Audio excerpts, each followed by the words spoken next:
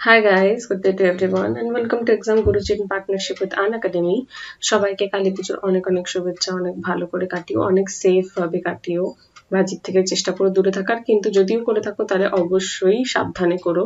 আর সবাইকে অনেক অনেক শুভেচ্ছা।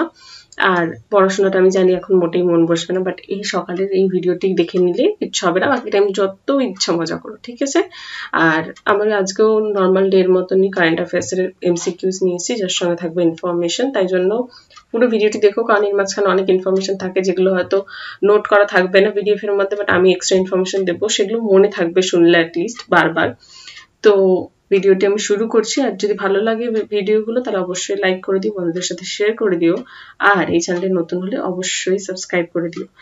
চলো আজকে আমাদের ক্লাস স্টার্ট করা যাক। প্রথম প্রশ্ন, নাগরোনো কারাবাখ অঞ্চল কোন দেশে অবস্থিত? অবশ্যই খুব একটা আনকমন নাম।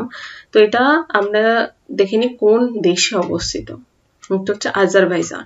এবার আজারবাইজানটা কেন এসছে প্রশ্নে, আমরা জানি লাস্ট কয়েক মাস ধরে যখন মানে এখন রিসেন্টলি তো ইউএস এর প্রেসিডেন্ট জন্য যে ইলেকশন সেটাই নিউজে দেখাচ্ছিল, বাট তার আগে সারাটাক্ষণ কিন্তু আজারবাইজান এবং আর্মেনিয়ার যে যুদ্ধ চলছিল সেটা দেখাচ্ছিল, আমরা যুদ্ধ দেখতে পাচ্ছিলাম ভয়ানক ভাবে। তো সেখানে রাশিয়াও কিন্তু কিছুটা পার্ট নিয়েছিল। তো এই অঞ্চলটা কার? আজারবাইজানের। কিন্তু এই অঞ্চলটাকে কে ডমিনেট করে বা কে চালায় সেটা হচ্ছে আর্মেনিয়া। তাই জন্য এই অঞ্চলটা নিয়ে এই দুটো দেশের মধ্যে বিবাদ, যার জন্য রাশিয়া, আর্মেনিয়া এবং আজারবাইজান এদের মধ্যে একটা শান্তি চুক্তি স্বাক্ষর করা হয়েছে। আর এটাই হচ্ছে সেই বিবাদী অঞ্চল যেটা নিয়ে এত ওয়ার চলছিল। দ্বিতীয় প্রশ্নে যাওয়া যাক। আসিয়ান দেশগুলির সদস্য দেশ কোনটি? ইন্দোনেশিয়া, থাইল্যান্ড, সিঙ্গাপুর নাকি সব? উত্তর হচ্ছে সবকটি। এছাড়া আরো অনেক দেশ আছে, যদি জানো আসিয়ান আর কি কি দেশ পড়ে অবশ্যই কমেন্টে লিখে দিও। দক্ষিণ পূর্ব এশিয়ান নেশনস অ্যাসোসিয়েশন, যেটা আসিয়ানের ফুল ফর্ম, এর মূল উদ্দেশ্য কি? ওয়ান ভিশন, একটি পরিচয় এবং একটি সম্প্রদায়।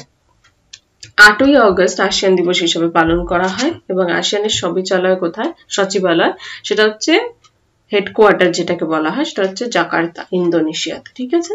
3 নম্বর প্রশ্ন, কোন দিনটি বিশ্ব নিউমোনিয়া দিবস হিসাবে পালন করা হয়? 10ই নভেম্বর, 12ই নভেম্বর, 13ই নভেম্বর নাকি 14ই নভেম্বর? উত্তর হচ্ছে 12ই নভেম্বর। নিউমোনিয়া দিবসটা মনে রাখতে হবে, কারণ আমরা জানি নিউমোনিয়াটা ইম্পর্টেন্ট ডে হিসাবে হবে বিশ্ব নিউমোনিয়া দিবসটা, তাই জন্য এটা পরীক্ষা এসে যেতে পারে। আর ডেজ তো আসেই, কষ্ট করে ডেজ মনে রাখতে হবে। আমি জানি আমার নিজেরও মনে রাখা অনেক সময় কঠিন হয়ে যায়, বাট রাখতে হবে, কিছু করার নেই পরীক্ষার জন্য। তো শিশু নিউমোনিয়ার বিরুদ্ধে গ্লোবাল কোয়ালিশনে 2009 সালে বিশ্ব নিউমোনিয়া দিবস প্রতিষ্ঠা করেছিল। নিউমোনিয়া একটি সংক্রমণ রোগ যা এক এবং উভয় ফুসফুসেই সংক্রমণ ঘটাতে পারে। বিশ্ব নিউমোনিয়া দিবসটি 2009 সালে শিশু নিউমোনিয়ার বিরুদ্ধে গ্লোবাল অ্যালায়েন্স দ্বারা প্রতিষ্ঠা করা হয়েছিল। কিসের দ্বারা? নিউমোনিয়ার বিরুদ্ধে গ্লোবাল অ্যালায়েন্স তৈরি করা হয়েছিল। আর হচ্ছে গিয়ে নিউমোনিয়ার সাধারণ কারণ কি, কোন ভাইরাসটার জন্য মেইনলি নিউমোনিয়াটা হয়, সেটা হচ্ছে গিয়ে স্ট্রেপ্টোকক্কাস নিউমোনিয়া। আমরা জানি এটা, আমরা হয়তো ক্লাস 10-এও পড়েছি, বা যাদের 11-12 সায়েন্স ছিল তারাও পড়েছে। তো এটা মনে রাখতে হবে, এটা যেটা পার্ট থাকে জিএস বলে যে পার্ট, জেনারেল সায়েন্সের যে পার্ট, সেই পার্টে কিন্তু কোশ্চেনটা আসতে পারে, কারণ ওখানকার সিলেবাস কিছু চেঞ্জ হয় না। জেনারেল সায়েন্সটা এমনই, সেম সিলেবাসই থাকবে, শুধু কোশ্চেন ঘুরিয়ে ফিরিয়ে আসবে। কিন্তু কারেন্ট অ্যাফেয়ার্সটা কিন্তু মনে রাখতে হবে, কারণ এভরি ডে নতুন কারেন্ট অ্যাফেয়ার্স আসছে। পরের প্রশ্ন, খলিফা বিন সালমান আল খলিফা, বিশাল লম্বা নাম, চেষ্টা করবে ছোট্ট করে মনে রাখার। খলিফা বিন দেখলেই আই থিঙ্ক পরীক্ষা তো পুরো নাম দেবে, তো যেটুকুনি মনে থাকে সেটুকুনি মনে রাখবে। তো সেটুকুনি, এটা হচ্ছে কোন দেশের প্রধানমন্ত্রী? পাকিস্তান, ইসরায়েল, পোল্যান্ড নাকি বাহরাইন? বাহরাইনের হচ্ছে এটি প্রধানমন্ত্রী। এই প্রধানমন্ত্রী 88 বছর বয়স হয়েছিল এবং উনি প্রাক্তন প্রধানমন্ত্রী, যিনি বাহরাইনের দীর্ঘকাল অবধি প্রধানমন্ত্রী ছিলেন। 5 নম্বর প্রশ্ন, দ্বিতীয় জাতীয় জল পুরস্কারের কোন রাজ্য দ্বিতীয় স্থানে রয়েছে? আসাম, মহারাষ্ট্র, তামিলনাড়ু নাকি গোয়া? এই যে জলের জন্য যে পুরস্কার দেওয়া হয়েছে, দ্বিতীয় স্থানে রয়েছে মহারাষ্ট্র। তাহলে প্রথম স্থানে কে রয়েছে? প্রথম স্থানে রয়েছে তামিলনাড়ু। যে কোনোটা জিজ্ঞেস করতে পারে, প্রথম, দ্বিতীয়, তৃতীয়। তামিলনাড়ু হচ্ছে দ্বিতীয়। আর তৃতীয়তে কে রয়েছে? তামিলনাড়ু হচ্ছে প্রথম, মহারাষ্ট্র হচ্ছে দ্বিতীয় এবং তৃতীয়তে রয়েছে রাজস্থান। এই 3টে মনে রাখো, তাহলে আবার বাকি মনে দরকার নেই। 6 নম্বর, কোন মন্ত্রণালয় লোকাল ফর দিওয়ালি প্রচার শুরু করেছে? কিন্তু 4 মানে কিন্তু তোমরা ভাবছো আমি 4 কেন লিখলাম না, 4 কিন্তু নয়। 4 মানে কিন্তু আবার 4ও নয়, নাম্বার নয়। 4 মানে ফর, FOR, ফর। তো এই যে আমরা যেমন এখন হোয়াটসঅ্যাপ, ফেসবুকে শর্ট ফর্ম ইউজ করি, এখানেও সেই শর্ট ফর্ম ইউজ করা হয়েছে। 4 মানে FOR, ফর, জন্য, যেটাকে বলা হয় লোকাল ফর দিওয়ালি। অপশনস হচ্ছে মো হোম, টেক্সটাইল, মহিলা না মো মাইনরিটি। উত্তর হচ্ছে টেক্সটাইল। টেক্সটাইল মন্ত্রণালয় লোকাল ফর দিওয়ালি প্রচার চালাচ্ছে। এই অভিযানটি ভারতীয় হস্তশিল্পের প্রচারের জন্য চালু করা হয়েছে, যা দেশের সাংস্কৃতিক ঐতিহ্য এবং অনেকের জীবিকার উৎস। কারণ আমরা জানি যে আত্মনির্ভর ভারত বলে যেটা চালু করেছিলেন প্রধানমন্ত্রী, যে বলা ছিল যে ভোকাল ফর লোকাল। তো ওখানে বলা হচ্ছিল যে বিদেশি প্রোডাক্ট তো অনেক কিনেছি, কিন্তু এখন যে করোনার পরে যে ইকোনমিক ডাউন হয়েছে এত পরিমাণে, তো সেইটাকে আরো ঠিক করার জন্য, ঠিক না করুক অ্যাটলিস্ট নর্মাল স্টেবল পজিশনে আনার জন্য বলা হচ্ছিল যে যতটা সম্ভব দেশীয় প্রোডাক্ট দেশীয় লোকেদের দ্বারা তৈরি তাদের করতে। কারণ অনেকেরই জীবিকা চলে গেছে, অনেকেরই ইনকাম হয়নি, তো তাদেরকে বলা হচ্ছিল যে এদের কাছ থেকে জিনিসপত্র কিনতে। আর তুমি যদি লোকাল দিওয়ালির যেসব টুনি লাইট না কিনে যদি আমরা মোমবাতি কিনি, মানে প্রদীপ কিনি বা এরকম কিছু কিনি যারা আর কি আমাদের আশেপাশের লোকেরাই বানায়, তো তাদের সুবিধা হবে চায়নাকে টাকা না দিয়ে নিজেদের দেশের লোকেদের কাছ থেকে কেনা। তো ওই জন্যই লোকাল ফর দিওয়ালি প্রচার শুরু হয়েছে। 7 নম্বর, তথ্য ও সম্প্রচার মন্ত্রী কে? আদর্শ গোয়াল, প্রকাশ জাভেদকর, নরেন্দ্র মোদী নাকি নীতিশ কুমার? উত্তর হচ্ছে প্রকাশ জাভেদকর।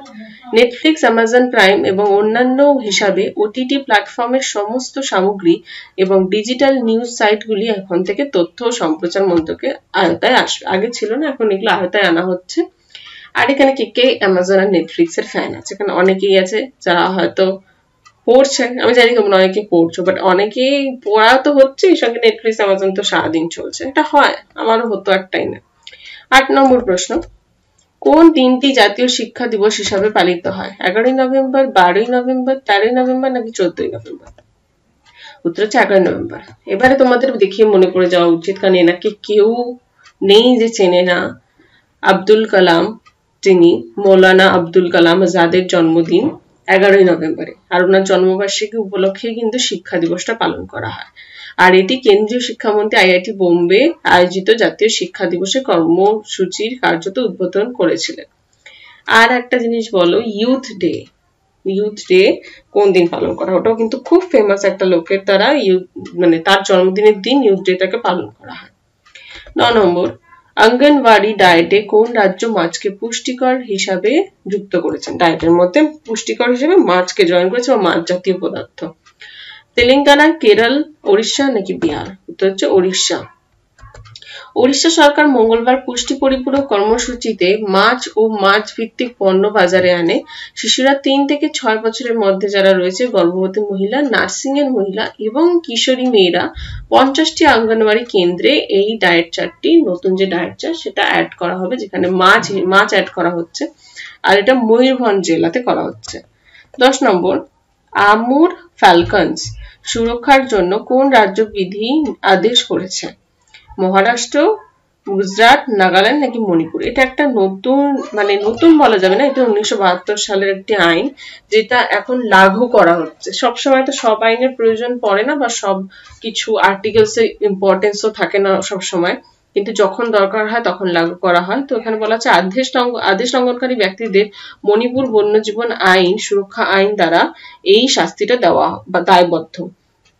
তো মণিপুরের এই জিনিসটা মানা হচ্ছে এই সুরক্ষার জন্য।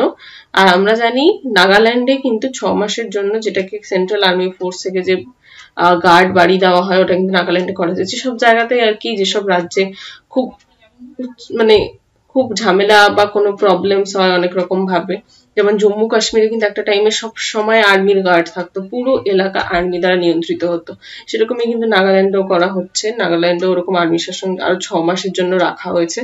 তো যেখানে যেখানে প্রবলেম হয় সেখানে কন্ট্রোল করার জন্য এগুলো করা হয়ে থাকে। তো পরের প্রশ্ন, কোন আন্তর্জাতিক সংস্থা একটি খাদ্য জোট চালু করেছে? FAO, WHO, WFP, IFPRI, এগুলো সব শর্ট ফর্মে রয়েছে। FAO জাতীয় সংঘের খাদ্য ও কৃষি সংস্থা, যেটাকে বলা হয় FAO, বিশ্বব্যাপী খাদ্য ব্যবস্থা। এটা হচ্ছে কি কৃষিতে কোভিড-19 এর প্রভাবে সমাধানের জন্য আনুষ্ঠানিকভাবে ফুড কোয়ালিশন নামে একটি আন্তর্জাতিক জোট, যেটা চালু করেছে FAO এর মাধ্যমে। ঠিক আছে, ফুড অ্যান্ড এগ্রিকালচারাল অর্গানাইজেশন হচ্ছে ফুল ফর্ম, এটা বাংলায় লিখে দিয়েছি। 12 নম্বর প্রশ্ন এবং আজকে শেষ প্রশ্ন, চেন মিনগ কোন দেশের সাথে সম্পর্কিত? এই নামটাও কিন্তু আনকমন, দুটো নাম বললাম, এর আগে আজারবাইজানের একটা বললাম আর এটা কোন দেশে? স্পেন, সুইজারল্যান্ড, চীন নাকি জাপান? এবারে তোমার মনে হবে যে চেন মিনকটা কোনো জায়গার নাম? নো, এটা একটা মেন নাম, আর এটা কোথাকার? চীনের। এবার জেনে নিই চেন মিনকটা কি। এবারে প্রশ্নটা চেন মিনক এমন ভাবে দিয়েছে, যদি বলে দেয় এটা কি তাহলে তো তোমরা বুঝতেই পারবে না, কারণ এটা নাম নাকি বুঝতে পারবে না। তো এটা হচ্ছে চীনের চেন মিনক হচ্ছে কি আইটিটিএফ, যেটা মহিলাদের ওয়ার্ল্ড কাপ যেটা, সেটা জিতে নিয়েছে চীনের চেন মিনক। দিসাং 2020 আইটিটিএফ মহিলা বিশ্বকাপ ওই হাইতে 20 থেকে 8 থেকে 10 নভেম্বর অব্দি অনুষ্ঠিত হয়েছিল 2020-তে। তো এই বিশ্বকাপ যেটা 2020-র আইটিটিএফ মহিলা বিশ্বকাপ, এটা 8 থেকে 10 নভেম্বর অব্দি অনুষ্ঠিত হয়েছিল, আর সেখানে কে জিতে গেছে? চীনের চেন মিনক জিতে গেছে। ঠিক আছে, আজকে তো প্রশ্ন এখানেই শেষ।